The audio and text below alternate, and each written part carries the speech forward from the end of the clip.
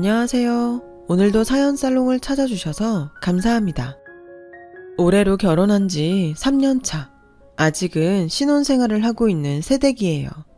어릴 때부터 모난구석이 없다는 소리를 자주 듣고 자랐어요. 그래서인지 그렇게 예민한 성격도 아니고 상대방이 대놓고 악의를 갖고 시비를 걸지 않는 한 잘 모르고 지나가는 편이라 크게 스트레스를 받지 않고 살아왔어요. 그래서 연애 7년을 하면서도 지금의 남편과 크게 다투는 일도 없었던 것 같아요. 남편은 이런 제 성격이 너무 좋다며 나이 30을 넘기면서 본격적으로 결혼을 하자고 조르기 시작했어요. 솔직히 7년 연애를 했는데 저도 남편과 결혼하고 싶은 마음이 없었다면 거짓말이었죠. 주변에서도 그 정도 큰 싸움 없이 잘 만났으면 당연히 제가 남편과 잘 맞으니 결혼을 할 거라고 생각했어요. 저희 부모님도요. 그런데 이렇게 별로 예민하지 않은 제가 살짝 마음에 걸리는 부분이 있었는데요. 그건 바로 제 예비 형님이자 남편의 형수였어요. 연애 기간 중 남편의 제안으로 몇 번 생신이나 가족 행사 등에 참여한 적이 있었는데 어쩐지 저를 반기는 남편의 부모님에 비해 남편의 형수는 저를 없는 사람처럼 대했어요. 사실 그것도 처음 몇 번은 느끼지 못하다가 언젠가 제가 먼저 자연스럽게 말을 건 적이 있었거든요. 너무나 대놓고 못 들은 척 저를 무시하더라고요. 제가 옆에서 툭툭 저기 하며 말을 거는데도요. 이러니 아무리 둔한 저라도 나는 네가 마음에 들지 않는다. 나한테 친한 척 하지 마라. 라는 무언의 메시지를 느낄 수 있었고 그런 느낌을 받은 후로는 아무리 남편이 자기 집에 가자고 해도 선뜻 가고 싶지 않더라고요. 이러니 저러니 해도 그때까지 저는 남이었으니까요. 흔히 동서간의 사이가 좋기는 힘들다고는 하지만 결혼 전부터 대놓고 저를 싫다고 하는 손윗 형님과 어떻게 가족으로 잘 지낼 수 있을지 남편의 청혼에 그 생각이 가장 먼저 나더라고요. 쉽지 않을 것 같은 생각에 한숨이 절로 나왔어요. 그래서 남편의 청혼에도 쉽게 답을 하지 못했는데 계속 제가 우물쭈물 대답을 피하자 처음으로 남편이 딱딱하게 굳은 얼굴로 이렇게 말을 하더군요. 알았어. 연애는 해도 결혼까지는 싫다는 거지? 자기 뜻 잘 알았어. 근데 난 이제 연애보단 결혼이 하고 싶어. 자기가 결혼은 하지 않겠다고 하면 우리 여기까지만 하자. 자기야, 아니야. 아니야? 그럼 도대체 뭔데? 이유를 알아야 나도 이해를 하지. 뭔데? 말해봐. 그게... 저는 하는 수 없이 남편에게 제 속사정을 이야기했어요. 그러자 남편은 펄쩍 뛰며 자기 형수가 그랬을 리 없다고 했고 덧붙여 자기 형수는 원래 말이 잘 없고 소극적인 사람이라 제가 혼자 오해한 거라고 말을 하는데 아무리 남편이 아니라고 해도 저는 그 말이 신임이 가지 않았어요. 제가 바보도 아니고 그렇게 대놓고 무시를 당했는데 어떻게 남편 말대로 바로 아, 내가 오해했구나 하고 넘길 수가 있겠어요. 하지만 더는 결정을 미룰 수 없기에 저는 며칠을 끙끙 앓으며 고민 끝에 남편과 결혼하기로 했어요. 제가 본 남편은 술과 친구를 좋아하긴 했지만 그 정도라는 것이 지나치거나 하진 않았고 저도 물론이지만 저희 가족과 제 주변 사람들까지도 마음을 써주는 자상한 사람이라 이런 사람을 1년에 몇 번 볼지도 모를 형님 때문에 놓친다는 게 나중에 후회할 것 같은 생각이 들었거든요. 좋아, 결혼해. 근데 나는 솔직히 자기 말을 다 믿을 수는 없어. 그러니까 하나만 약속해줘. 무슨 약속?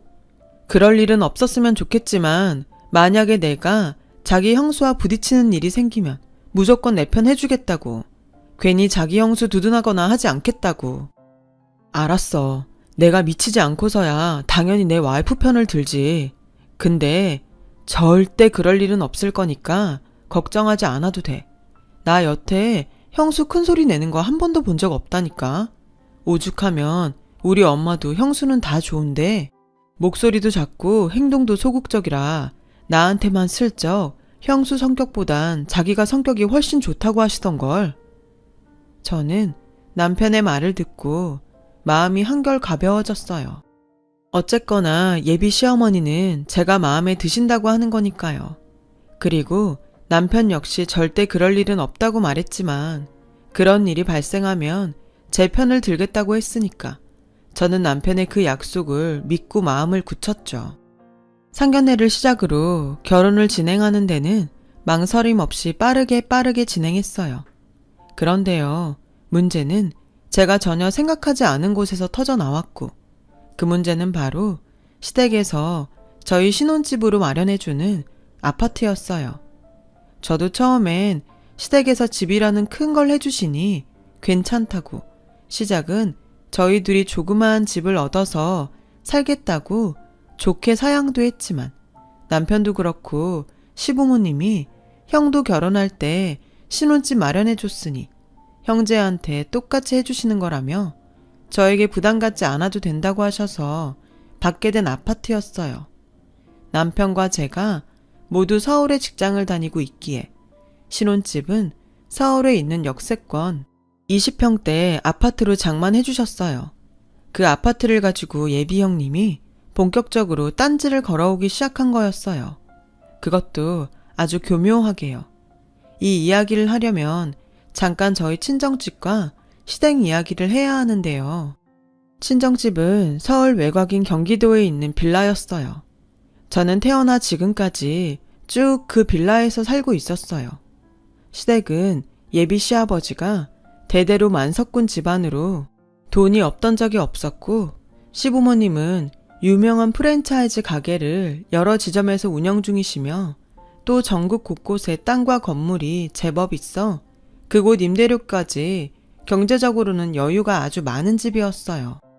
그런데 예비 형님은 제가 시댁에서 아파트를 신혼집으로 받았다는 사실을 알고는 주방에서 둘만 있을 때 처음으로 저에게 말을 걸어오더라고요.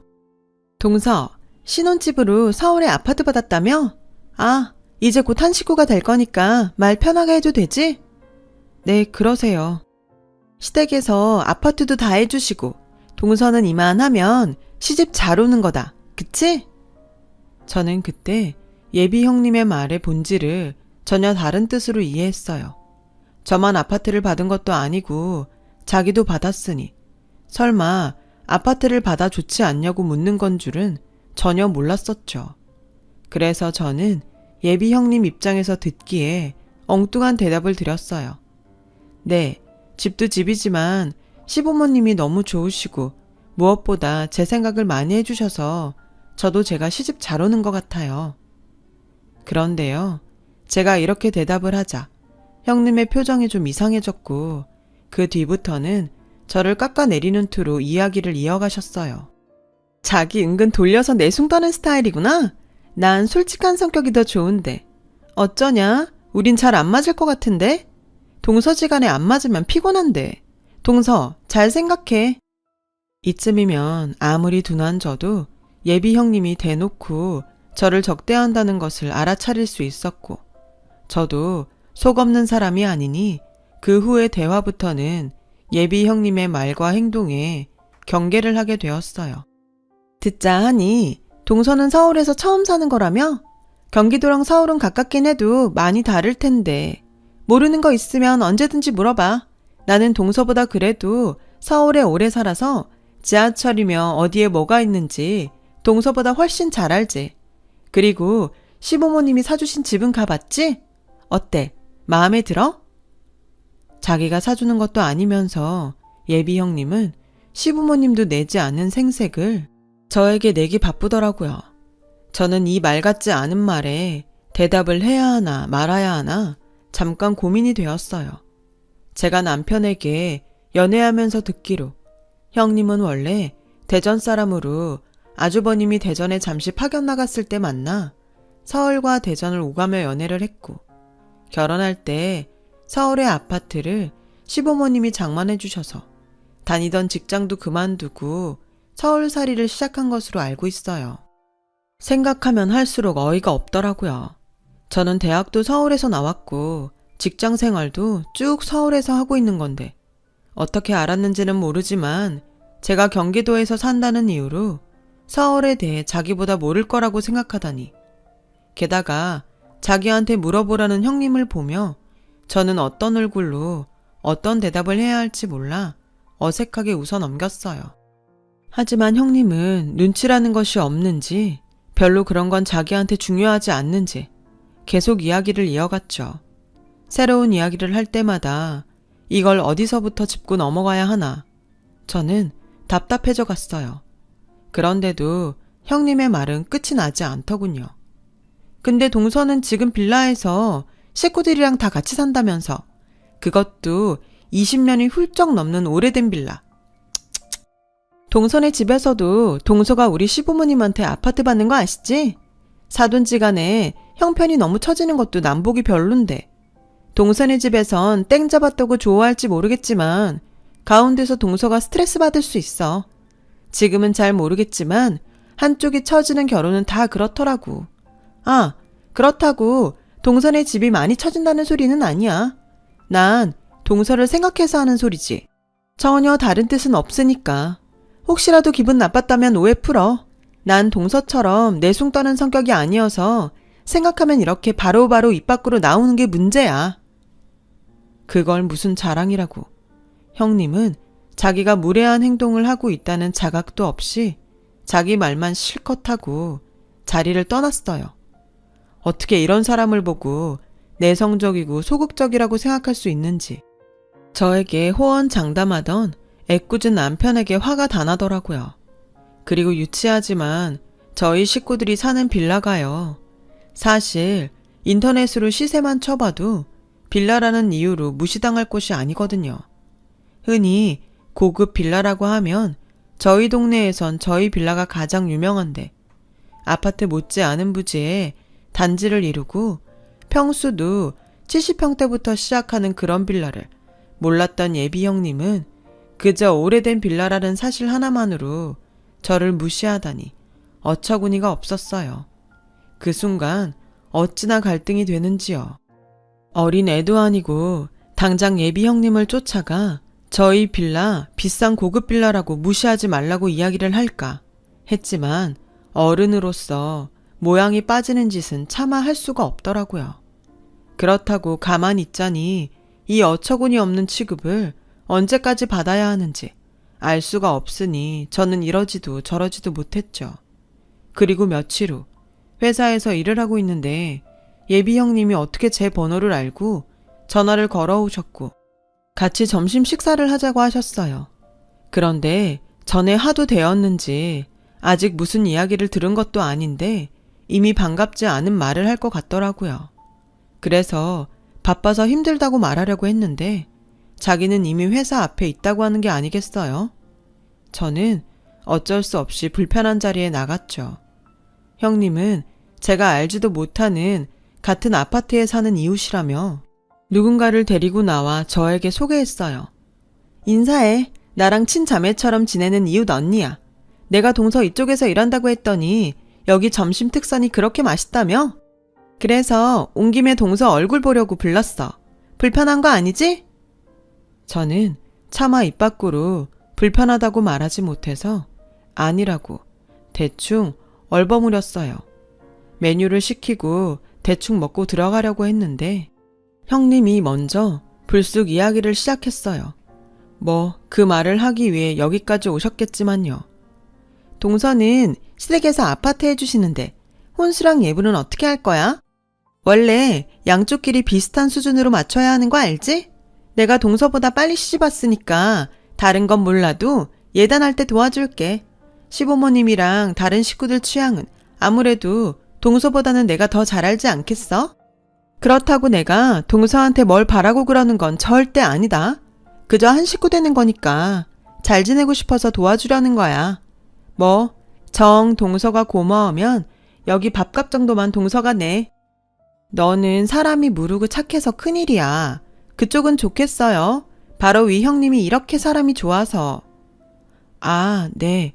근데 혼수는 저랑 오빠가 쓰는 거니 집에 맞춰서 오빠랑 상의하고 할 거고요. 예단은 시어머니가 간소하게 하자고 하셔서 거칠애 빼고 필요한 것만 하기로 이미 이야기가 끝났어요. 역시 뭘 모르네. 동서, 잘 들어.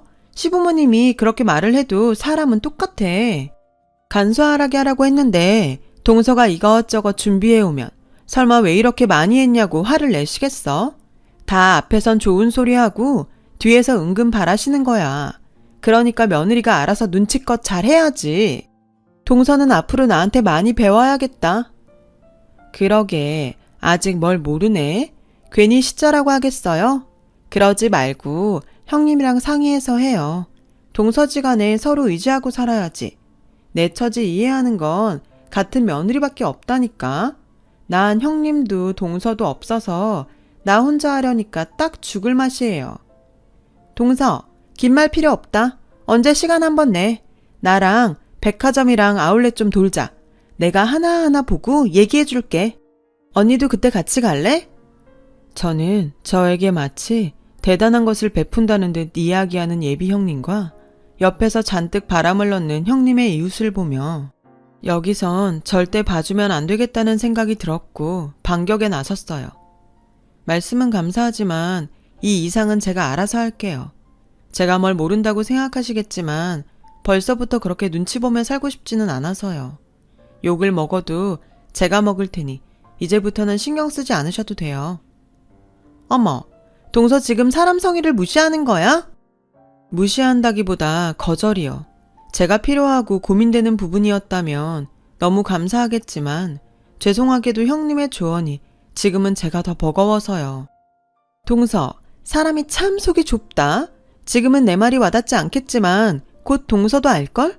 기껏 사람이 생각해서 여기까지 왔는데 진짜 너무하네. 그러게, 너무하네. 이 사람은 그쪽이랑 잘 지내려고 손 내민 건데 잘 생각해요. 동서지간 등 돌리고 살면 얼마나 피곤한데. 두 분 식사 마저 하고 가세요. 저는 점심시간이 얼마 남지 않아서. 계산은 여기까지 오셨으니 제가 할게요. 편하게 식사하고 가세요. 그럼 먼저 일어나겠습니다. 저는 이 말을 끝으로 계산을 하고 가게를 나와버렸어요. 그리고 솔직히 오후 내내 근무하면서도 일이 손에 잡히지 않아 계속 업무적 실수를 거듭했어요. 그 짜증은 결국 남편에게 모두 향하게 되었고요. 자기야, 무슨 일 있어? 자기 목소리가 너무 좋지 않아서 오는 내내 걱정했잖아. 전에 나한테 자기 형수 어떤 사람이라고 말했는지 기억하지? 나 오늘 무슨 일이 있었는지 알아? 아니다. 전에 자기 집에 갔을 때도 자기 형수가 나한테 뭐라고 했는지 알아? 저는 남편에게 그동안 예비 형님에게 쌓였던 것을 모두 이야기했어요. 물론 제 감정이 좋지 않아 거친 표현이 덜어 들어가긴 했죠. 그러자 남편은 생각이 많아지는 얼굴로 아무런 말도 하지 않고 제가 하는 말을 듣기만 했어요. 내 말 듣고 있어? 설마 이번에도 아니라고 말할 거 아니지? 진정해. 원래 우리 자기가 그렇지 않았는데 결혼 준비하면서 자기도 많이 예민해졌나 보다. 형수는 아마 진짜 별짓 없이 자기 도와주려고 하셨을 거야. 오히려 그렇게 소극적인 사람이 그랬다는 게 나는 더 놀랍다.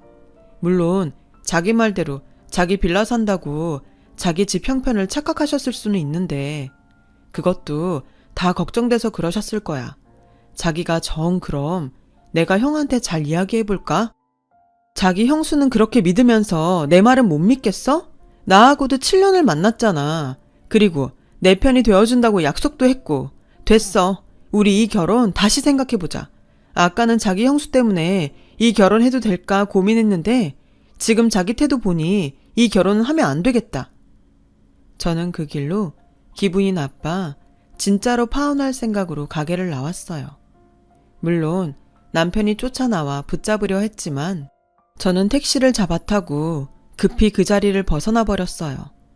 그날 저녁 얼마나 울었는지. 결혼이 깨진 것도 깨진 거지만 7년을 사랑한 사람이 내 말을 믿지도 않고 내 편이 되어주지 않았다는 사실에 저는 7년을 알아온 남편에게 속은 기분까지도 들었어요. 다음 날 남편에게 들었는지 예비 시어머니는 저에게 전화를 거셔서 집으로 와서 이야기하자고 하셨어요. 그래도 저를 예뻐해 주신 어른인데 얼굴 뵙고 이야기를 드리는 것이 맞다 생각해 퇴근 후 시댁에 가게 되었어요. 그런데 뜻밖의 저를 기다리고 있는 건 시어머니보다도 예비 형님이었고, 예비 형님도 무슨 이야기를 들었는지 아니면 그날 가게에서 제가 뭐라고 한 것이 아직 감정이 남았는지 저를 죽일 듯 노려봤고 곧 다짜고짜 경우 없는 말을 쏟아냈어요.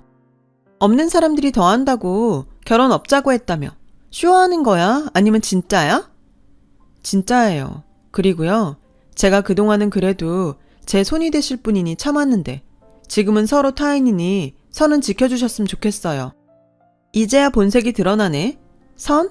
선은 처음부터 네가 넘어왔지. 빌라 사는 거지 주제에 어디 공짜로 시집오라서 호강을 하려 들어? 솔직히 이젠 상관없으니까 말하는데 나 너만 아니면 돈 좀 더 달라고 해서 애 학군 좋은 대로 집 옮겨가려고 했는데 네가 시집 온다고 해서 말도 못 꺼냈잖아. 이 집 사람들이 돈 많고 사람 좋아 보이지? 근데 막상 가족이 되면 얼마나 짠지 알아? 이번에 진짜 운이 좋게 집 하나 나와서 얼른 하려고 했는데 너 때문에 망했다고. 아, 그래서 저한테 계속 그러셨던 거군요. 저한테 빌라 산다고 거지라고 하더니 진짜 거지는 그쪽이네요. 신혼집으로 아파트 받았으면 그 다음부터는 알아서 하는 거지. 뭘 또 손을 벌릴 생각을 해요? 자식 보기 부끄럽지 않아요? 아, 그 자식도 잘 보고 배워서 그쪽한테 똑같이 하거나 다른 부모한테 똑같이 하겠네요. 우리 도련님이 결혼 안 하는 게 천번 만번 다행이지. 이런 거랑 결혼했어봐. 가뜩이나 집도 못 사는데 도련님이 번 거 죄다 지네 집에 퍼주고도 나무래지. 이런 거요? 내가 말했죠. 선 지키라고. 그리고요, 도대체 뭘 보고 제가 그 사람이 번 돈을 저희 집에 퍼준다고 얘기하는 거예요? 딱 보면 몰라? 빈티에 열등감에 원래 없는 사람들이 괜히 말만 그럴듯하게 하고 딸랑 자존심 하나 지키잖아. 아, 당사자는 모르지? 저기요, 내가 아무리 그래도 이 말은 안 하려고 했는데 제가 알기로 그쪽이야말로 뭐든 내세울 거 없는 걸로 아는데 혹시 자기 얘기예요? 없이 살다가 돈 많은 집에 시집 오니 시부모님 돈도 다 내 돈 같고 그러나 봐요. 나는요, 솔직히 그 집 안 받아도 되거든요. 오히려 시댁에서 뭘 받으면 그만큼 뭘 해야 해서 마음이 더 무겁던데 그쪽은 그런 것도 없나 봐요? 그쪽? 네가 아주 막 나가는구나. 그리고 개뿔? 마음이 왜 무거워? 그리고 장남인데 당연히 그 돈이 나중에 어디로 가겠어? 괜히 거지 같은 동서 만나면 나중에 유산 받을 돈이나 줄지? 난 솔직히 우리 도련님이 장가 안 가셨으면 좋겠어. 저는 아나무인처럼 아무 말이나 막 쏟아내는 그 여자에게 핸드폰을 꺼내 저희 빌라를 검색했고 시세와 저희 집 단지를 보여줬어요. 저 여기 살아요. 보이죠? 거기 시세.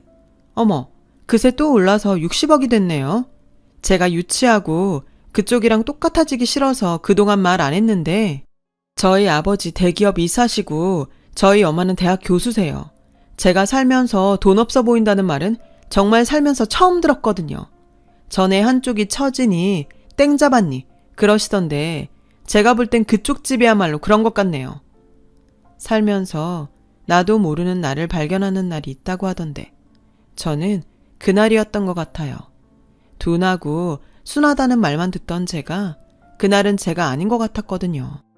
그리고 핸드폰으로 집 시세와 사진을 확인한 그 여자는 얼굴에 잔뜩 인상을 찌푸리다가 이내 편안해진 얼굴로 큰 소리로 웃기 시작하며 이런 소리를 했어요. 웃기고 있네. 네가 여기 살면 난 펜트하우스에 살겠다. 이젠 뭐 확인할 일도 없으니 거짓말로 이런 데 산다고 부모님 잘 나간다고 거짓말 하나 본데 구질구질하게 그렇게 살지 마. 저는 그렇게 뭐든 자기 멋대로 생각하는 예비 형님을 보며 어떻게 저런 사람을 남편은 저와 영 다르게 봤을까 궁금했고 어차피 마지막이라는 생각에 저도 앞뒤 보지 않고 이야기를 이어갔어요. 그렇게 확인하고 싶으면 이따 저랑 같이 가시던가요. 아, 그 친하다는 분도 같이 가실래요? 제가 저희 빌라 구경 한번 시켜드릴게요. 살면서 아마 그런 기회는 없을 것 같으니까. 그리고 진짜 궁금해서 물어보는 건데 남편은 그쪽을 아주 내성적이고 소극적으로 보더라고요. 왜 그래요? 일부러 그래요? 욕심 없는 척? 알 거 없잖아? 이젠 가족도 뭣도 아닌데. 아, 아니다. 그래. 내가 마지막이니까 한 수 가르쳐 주자면 다른 데 시집 가더라도 조신한 척, 그림자처럼 사는 게 좋아. 며느리가 튀면 괜히 좋은 것도 안 좋게 보이거든. 욕심 없는 척 하는 것도 좋아. 괜히 받을 것도 못 받아. 아, 결국은 뭘 더 얻기 위해서 연기하는 거였네요. 그러니까 보고 배우라고. 괜히 이런 데 산다고 거짓말이나 하지 말고 내가 같이 가자고 하면 쫄릴 줄 알았니? 저는 하도 답답했는데 그 순간 신분증에 주소가 적혀 있다는 사실이 떠올랐고 지갑에서 운전면허증을 꺼내 집 주소를 보여줬어요. 그러자 그때부터는 다른 생각이 들지 않는지 얼굴이 시뻘개지는 형님을 볼 수 있었죠. 그때였어요. 제 뒤에서 저희 엄마 목소리가 들려왔어요. 옆에는 시어머니께서 같이 있으셨고요. 승희야, 엄마, 여기는 어떻게? 내가 너 먼저 보기 전에 뵙자고 했다. 사부인은 네가 결혼 없자고 한 거 모르시고 계시더구나. 그래서 너한테 확인한다고 같이 오셨어. 근데 큰애 너 아까 듣자 하니? 너 나 좀 보자. 동훈이한테 전화해서 당장 오라고 해. 어머니, 아까는 제가 뭔가 착각을 해서 괜히 한번 해본 거예요. 동서랑 오해가 있어서. 죄송해요. 한 번만 봐주세요. 죄송? 난 여태 네가 말 수도 없고 행동도 조심조심해서 집에서 어떻게 자랐음 저렇게 지 스스로 답답하게 사나 했다. 근데 너 아까 아주 가관도 아니더라. 난 내 며느리가 이런지도 모르고 살았으니 여기서는 사부인 보기 창피하니까 다른 데 가서 얘기하자고. 동서, 미안해. 난 그동안 동서가 나보다 잘난 것 같아서 질투가 났어. 그래서 좀 골이 났는데 동서가 어머니 좀 말려줘. 응? 내가 미안해. 내가 동서한테 잘할게. 그 여자는 마지막엔 급했는지 그렇게 악담을 퍼붓던 저에게까지 도움을 청했어요. 하지만 제가 나설 이유가 있나요? 어른이라면 자기가 한 행동에 책임을 져야죠. 그날 이후 시댁은 많은 것이 바뀌었어요. 우선 모든 것을 안 시아버지가 시아주버님께 준 아파트를 뺏어오셨고 집을 뺏기자 시아주버님은 또 자기 와이프를 쥐잡듯 잡아 결국 이혼을 하게 되었거든요. 그리고 모든 사실을 안 남편은 거의 매일 저를 찾아와 자기가 사람을 잘못 봤다며 무릎까지 꿇고 제발 마음을 돌려달라고 애원을 하는데 7년을 만나 그런가 제 마음이 풀어지더라고요. 솔직히 나 자기한테 정말 실망했거든. 미안. 나는 형수가 그런 사람인 줄은 꿈에도 몰랐어. 그것도 모르고 내가 자기한테 그런 소리나 했으니 자기가 실망하고 화날만 해. 나 앞으로 자기가 하는 말이 무슨 말이든 무조건 믿고 자기 편만 들면서 살게. 진짜 약속해. 제발 나 버리지 마. 응? 나 자기밖에 없어.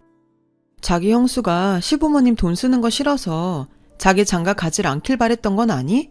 정말 자긴 나 아니었음 장가도 못 갈 뻔했다고. 그러니까 나는 진짜 자기 아니면 안 된다니까. 그렇게 저는 남편의 사과를 받아줬고 예정대로 결혼식을 올렸어요. 이렇듯 결과적으로는 그럴 마음까진 없었지만 저는 결혼을, 저희 형님이 될 뻔했던 그 여자는 이혼을 하게 된 거죠. 시어머니는 손주를 뺏기지 않으려 당신이 나서서 손주를 돌보고 계시는데 다행히 조카는 구김살도 없고 저를 잘 따르며 하는 짓이 예뻐요. 그래서 저도 저절로 마음이 가서 휴일이면 시댁에 가서 조카를 챙기는 일이 많은데 아직까지는 조카 얼굴을 보면 겉과 속이 달랐던 그 여자의 얼굴과 목소리가 떠오르곤 하네요. 살면서 다시 보고 싶지 않은 사람인데 조카를 보면 그 여자도 이젠 정신 좀 차리고 돈이 아닌 다른 것에 가치를 두고 평가하는 조금은 나은 사람이 되었길 바라는 마음이 절로 들어요. 돈은 살면서 중요한 건 맞지만 그것이 전부는 아니잖아요. 물론 당장 돈 때문에 힘든 사람들은 그것이 미래고 전부일 수는 있겠지만 돈은 수단이지 그 자체가 행복이 될 순 없잖아요.